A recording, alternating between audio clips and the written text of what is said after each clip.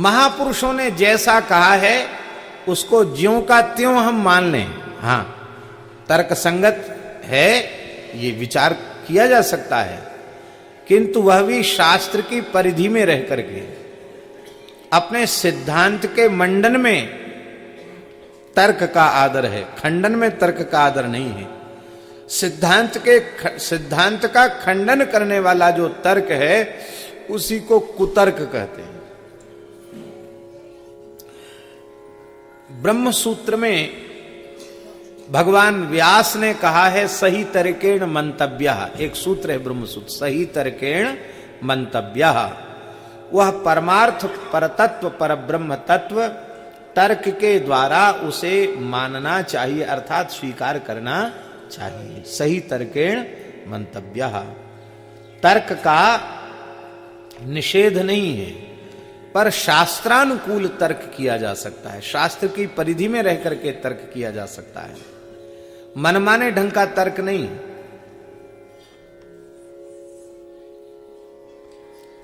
मनमाने ढंग का तर्क क्या है?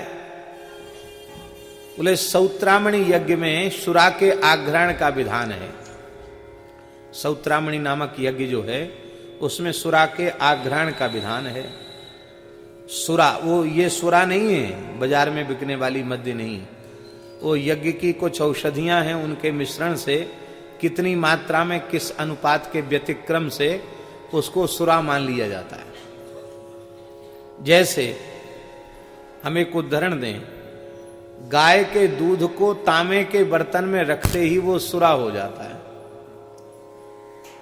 गाय के दूध को तांबे के बर्तन में रख दिया, वो सुरा के तुल्य हो गया। अब वो देवता के योग्य नहीं रहा, वो स्वयं भी पीने के योग्य नहीं रहा। वो लोग तांबे के लोटा में ही दूध भर के शंकर जी को चढ़ाते, वो गलत है।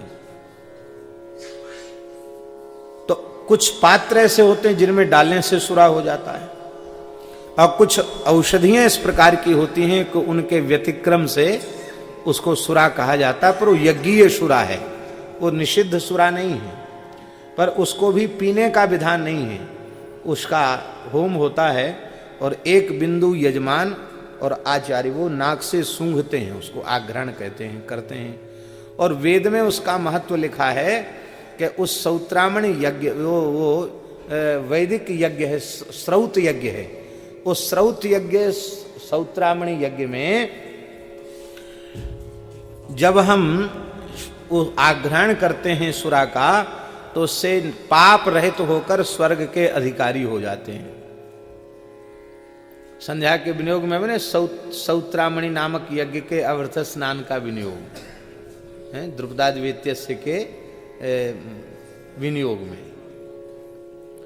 सौत्रामण्या भवर्थे विनियोग, माने सौत्रामणि यज्ञ के बाद जो अवर्थ स्नान करते हैं उसका पुण्य हमें प्राप्त हो, ऐसा उसका भाव है। तो अब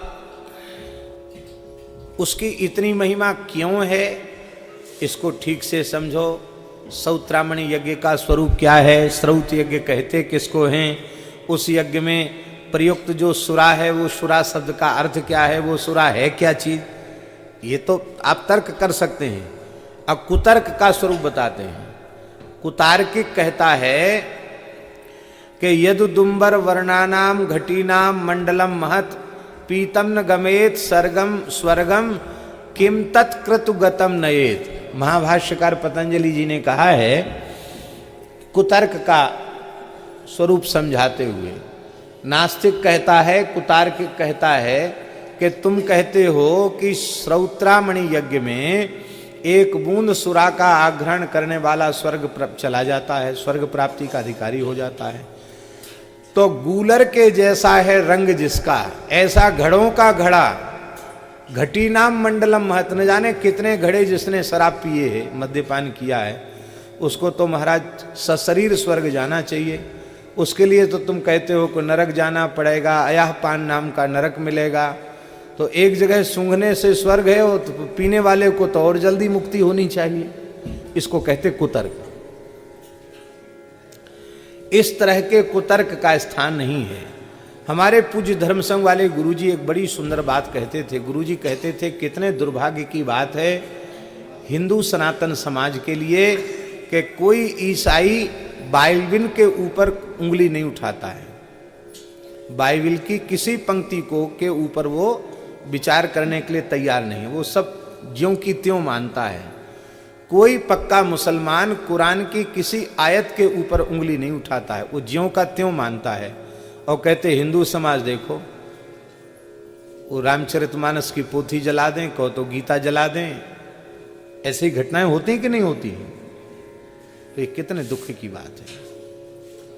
हमें अपने पूर्वाचार्यों के सिद्धांतों में, उनके वचनों में हमें विश्वास नहीं है, हमारी श्रद्धा नहीं है, यही हमारी दुर्दशा का कारण है।